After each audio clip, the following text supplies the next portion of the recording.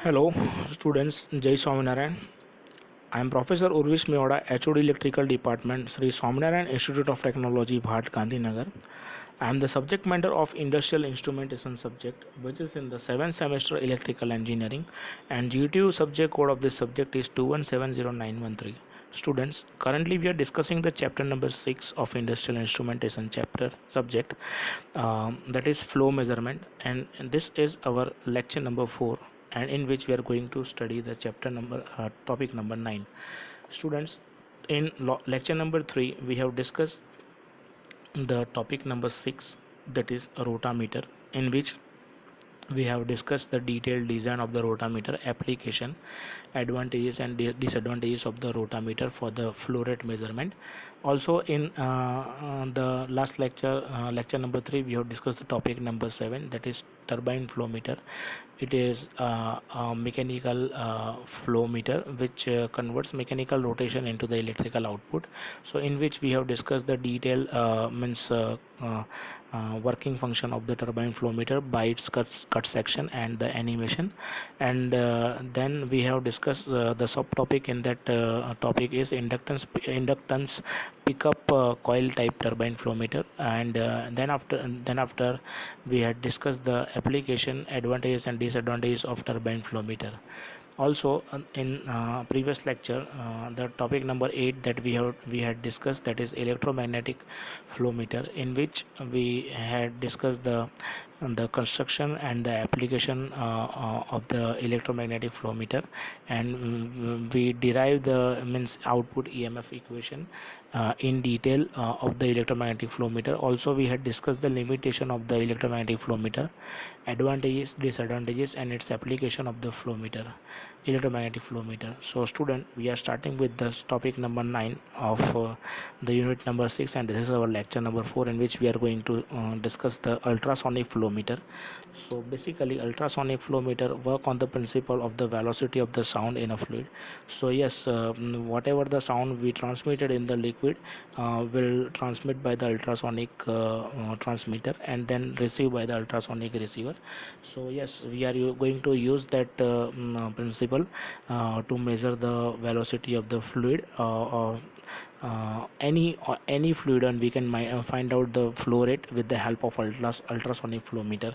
So yes, the velocity of the sound in the fluid motion is the resultant of the velocity of the sound in fluid at rest, or say minus the velocity of the fluid itself. So yes, we are going to use that principle only. So this is the diagram which is indicating the ultrasonic flow meter. So ultrasonic flow meter basically classified in two parts. So one is, first is transit time ultrasonic flow meter. So yes, whatever the transmitter means transmit the signal, it will receive by the receiver. And whatever the time taken to transmit to receiver is called the transit time of the say of this instrument. So it is transit time ultrasonic flow meter. So this is the say diagram for the transit time ultrasonic flow meter, in which you can see that this is the say flanges of the tube through which this fluid is transferring, having the velocity v.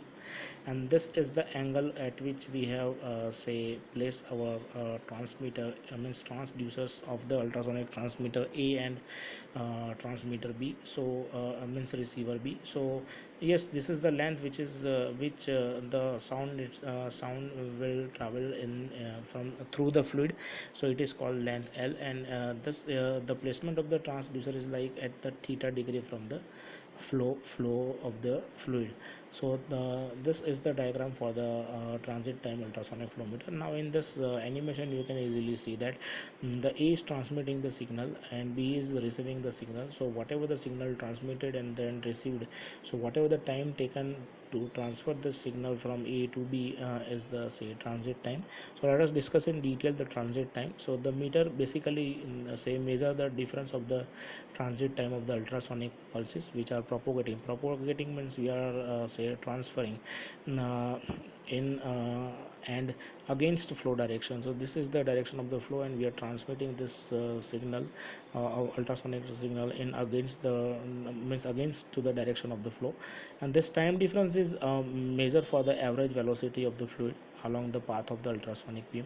So this is the point where we are imparting the ultrasonic beam, which is in say opposite to the flow which is transferring, or we can say fluid which is transferring through this pipe.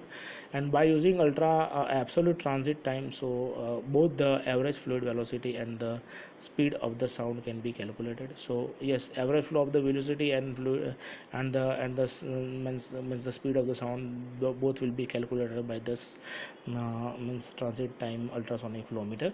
And the construction which involves the ultrasonic transducer, so both transducer which are connected on the surface of the tube, which are mounted on the pipe, so it will transmit and receive the pulses, also calculate the transit time. So in this diagram you can see that this is the in portion where we are inletting the fluid, this is the out, and through which the from which the fluid is going, fluid is coming out. And this is the point where we have placed our ultrasonic transmitter and sensor, and this is the angle which shows that we are transmitting or imparting the signal in front in say against to the flow rate of the say the fluid which is transferring through the through this pipe. And this is also called a Z mount ultrasonic transit time ultrasonic flow meter. Now let us discuss the through it derivation. So T up and T down is the related to the transit time. So T up means transmission of the signal from the upstream, and then T is the downstream. So L is the distance between receiving and transmitting transducer, that is already discussed, that we already discussed in the diagram. And theta is the inclination angle. What is the inclination angle? This is the inclination angle of the say transducer. So over here you can see that this is the theta, which is indicating that this is the inclination angle. And yes, for say T up we can write that L by C plus V cos theta. So where V is the velocity and cos theta is the angle that on which we have placed our transducers. And so C is the speed of the sound in the fluid, and T down is the L by C minus V cos theta. So yes, where V is the velocity of the moving fluid, so delta T means change in time. So T down minus T up is equal to L by C minus V cos theta minus L by C plus V cos theta. So after solving this, we will get that L into 2 V cos theta by C square. So delta T is equal to 2 LV into cos theta divided by C square. So this is the equation for the change in the time taken to transfer the signal from transmitter to receiver. Now from the above equation we can calculate the velocity V. So then by knowing the cross sectional area of the pipe, we can calculate the volumetric flow rate. So yes, as we know that know the cross sectional area of the pipe, then we can find out the volumetric flow rate through the pipe with the help of the above equation. And the flow meter consists of an electronic housing. So yes, it provides the electronic housing, transducer and pipe section. So the transducer are mounted on the flange or flanged pipe section, also called the spool piece. So that we have already discussed, this is called the flange, on which the transducers have mounted on the surface of the pipe. And the whole unit is calibrated by the manufacturer. So yes, all the devices that we get from the manufacturer, it must be calibrated as per user specification. So user will tell the which type of fluid fluid flow rate they want to measure, and according to that fluid flow rate they will design and they will manufacture the pipe and the capacity of the transducers. And hence the flange portion of the meter becomes the integral part of the hydraulic system. And the calibration can be done by the manufacturer if parameters such as pipe diameter, pipe wall thickness, then process fluid and solid concentration and process temperature are known. So these are the data that that will be provided by the consumer. And if this data are provided, then the calibration can be done by the manufacturer. जो अगर means if this such parameters are means already say mentioned by the consumer, then the instrument which provided by the manufacturer must be calibrated. So let us discuss the application and the performance of this ultrasonic flow meter. So means transit time flow meter. So the liquid must be relatively free of solid and air bubble, because sensor relies on the ultrasonic signal transversing in the pipe. So yes, we need to keep in mind the fluid which is transferring through the pipe should not have say solid and air bubble, solid particles and the air bubble, so that we can measure the flow rate accurately with the help of ultrasonic, means transit time ultrasonic sensor. And the bubbles in say stream generally cause more attenuation of the acoustic signal so than the solid. So depending upon the process fluid, proper transducer material are say protection proper transducer material and the protection must be chosen to prevent the transducer damage due to the chemical action. So yes, if we consider as a fluid which is containing the bubbles in the flow, or we can say like solid particles inside the pipe, then we should provide a proper say protection to the system from the damage. And the process temperature must be also considered, so we need to keep in mind this temperature also for the measurement of the transit time flow rate using ultrasonic sensor. And hence this type of flow meters are used when these are less chance of bubble formation in the liquid. So yes, we need to check the type of liquid, and if there is least chances of the formation of the bubble, then we can use the transit time ultrasonics flow meter for the flow rate measurement. And minimum suspended solid particles, so there must be a minimum solid suspended particles in the liquid, so we can use transit time ultrasonic flow meter. Now let us discuss the type number 2, that is Doppler shift ultrasonic flow meter. Now as you already studied the Doppler effect, in Doppler effect what we have studied, that if an object is coming towards us, then the sound of that object will become more, and when it is going away, then the sound will be say means will become low gradually.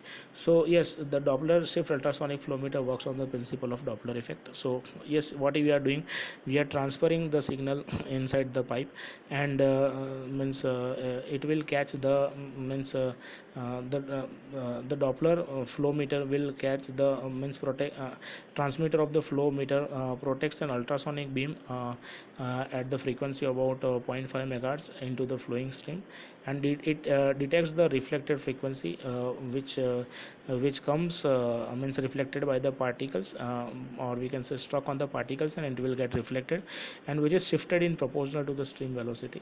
So over here you can see that the principle of the Doppler effect is wavelength of the wavelength of the sound received by the stationary observer from a source, that moving towards the observer appear to be shorter, and the wavelength received when the source is moving away from the observer appears to be longer. So yes, this is what the Doppler effect, and the working principle which is shown over here in this diagram. You can see that this is the point from which we are imparting a signal, means ultrasonic signal, and then it is struck on the particles which is traveling through this pipe and having velocity v. Now the difference between transmitted and reflected velocity is called the bit frequency, and it is and its value relates to the velocity of the fluid which is transferring through the pipe. Now let's discuss the using derivation using Snell's law. Snell's law state that means for the Doppler equations say that the velocity can be calculated as v is equal to change in frequency, or difference of the frequency, difference between transmitted and received frequency, delta f into c1 CT. So this is the velocity of the sound in transducer, and 2f0 is the frequency of the transmission, and cos theta is the theta is the angle of the transmitter and receiver with respect to the pipe axis. Now after knowing the velocity of the inside diameter, The equation will become V is equal to delta F into K, considering V is less than or equal to C. So when we know the velocity inside the diameter of the pipe, the volumetric flow rate can be calculated as Q is proportional to V into D, where D is the pi by 4 into F square. This is the area equation. Sorry, this is the diameter, means which is related to pi by 4 into F square into V. So yes, another design of the Doppler shift ultrasonic flow meter is of say dual transducer design.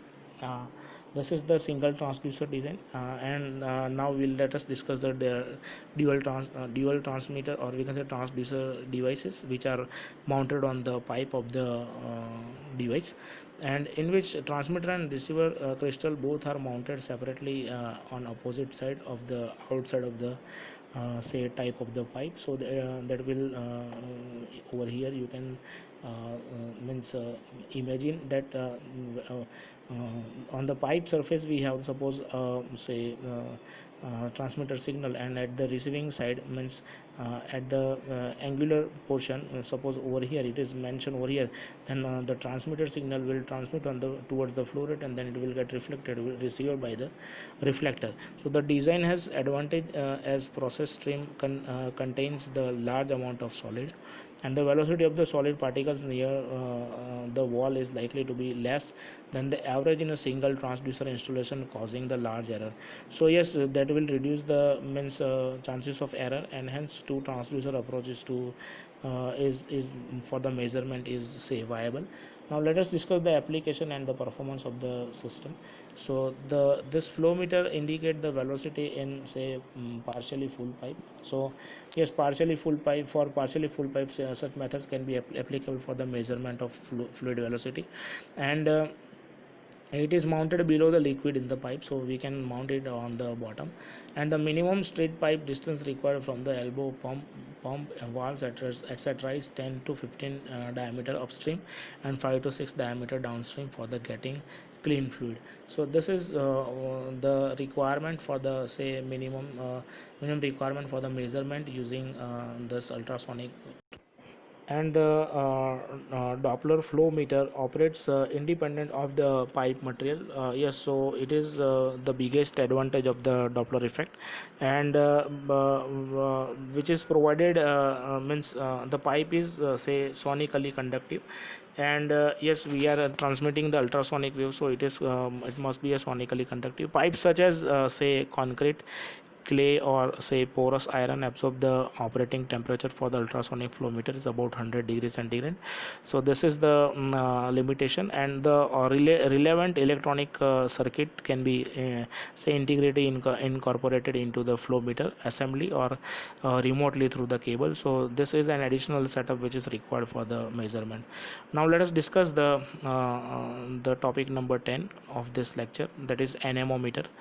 Now let's discuss how anemometer works basically. So basically hot wire anemometer are used to measure the air or gas flow velocity. So this is the device which used for the say means related to the heat losses. So mainly say anemometer are mechanical type or electrical or electronic type. So in this we are going to study the electrical or electronic type anemometer. Now mechanical type anemometers are used to measure the air and gas flow in a velocity of the of application. This is the application of mechanical type anemometer, and they are also used to measure the velocity of wet and dry gases. So these are the application of the mechanical transducers, means anemometers.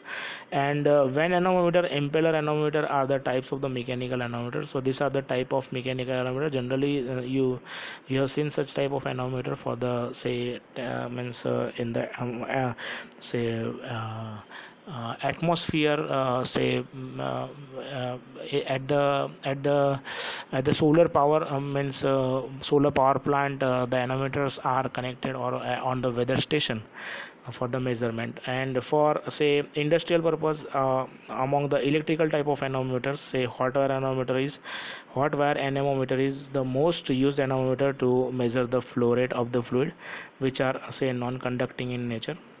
So yes, let us discuss this anemometer in detail, how this anemometer will work. So yes, hot wire anemometer, this is the diagram of hot wire anemometer. Over here you can see that this is the point where the flow we are inserting, and this is the flow point where the fluid coming out.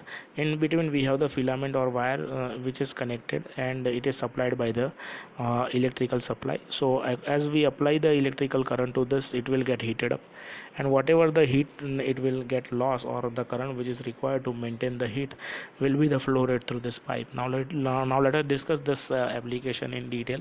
So hot wire anemometer operates at a heated and filament which is cooled at rate that is proportional to the air or gas velocity. So whatever the heat rate, or we can say it will be cooled by the flow which is transferring through the pipe, will be the velocity of the fluid which is transferring through the pipe. Now the filament wire is say made up of say platinum tungsten material. So generally we use such kind of material for the filament, and it is suitable mounted in the flow channel by means of the support. So these are the support on which this wire is mounted, and the size of the wire may vary from 10 micrometer to 300 micrometer.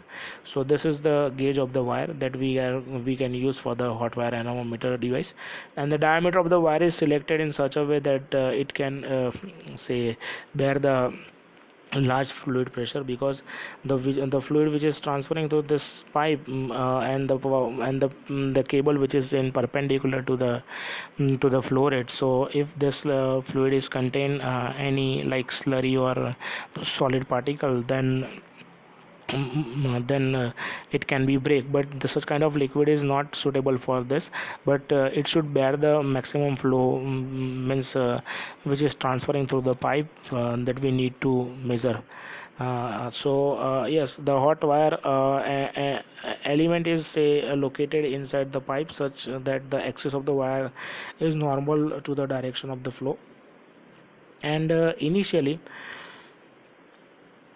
the filament is say heated by the passing an electric current. So initially we make it hot by we can make it hot by applying the electric current, and the heated resistive filament element, and then mounted on the tube, is exposed to the airflow or wind, is cooled because of the say fanning effect. So yes, we can use such method for the cooling, and amount of say cooling depends upon the velocity of the airflow, the air which is transferring through the pipe, and according to the air which is transferring through the pipe, the filament will get cooled. And the resistance of the probe say when it is hot is different from that when it is cool. Yes, that we already know. So whenever we heated up any current carrying conductor or any material, so it resistance will get increased as it will get heated up, and when it will get cooled down, then the resistance of that material will get decreased. So yes, it is depending upon the device that we use for the measurement. It is NTC or PTC.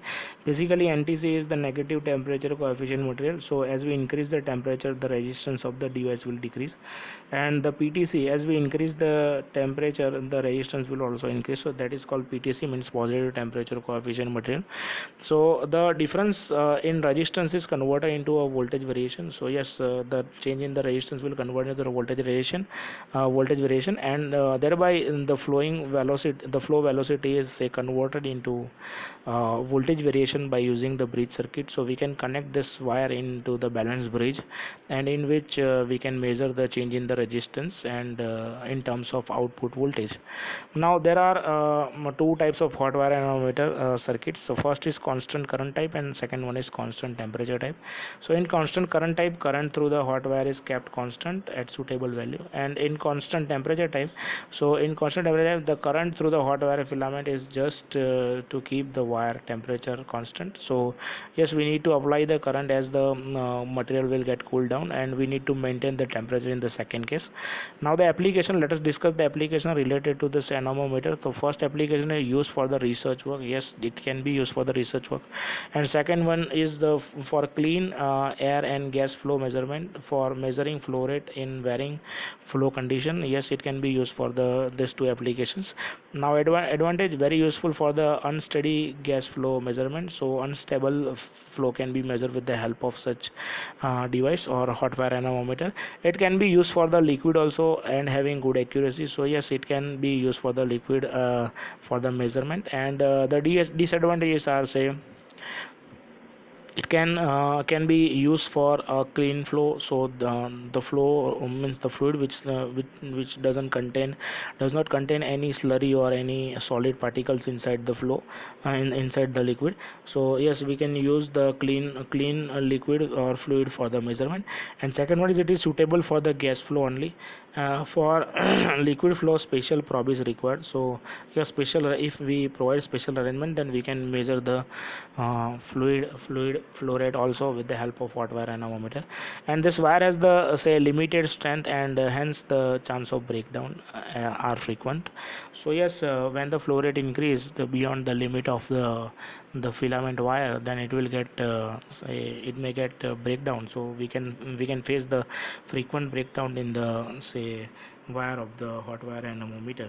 Now, after this presentation, you have the assignment question are, explain the ultrasonic flow meter in detail, and explain the hot wire anemometer with its advantages and disadvantages and its application. So these are your assignment question. This is again a printing mistake over here. And the instructions which are related to this worksheet question is written below. Please read it carefully and submit accordingly. You can take the snap of this slide. And if you have any query or doubt after this presentation, feel free to call me anytime to solve your doubts related to this topic. If any further query arise after watching this presentation, feel free to call me anytime to solve your doubts related to electrical engineering or related to this topic. So this is what I am done for this topic, and your chapter is completed over here. We will start with the next chapter, chapter number 7, that is level measurement, from the next lecture. So thank you very much, student. Thank you all. Jai Swaminarayan.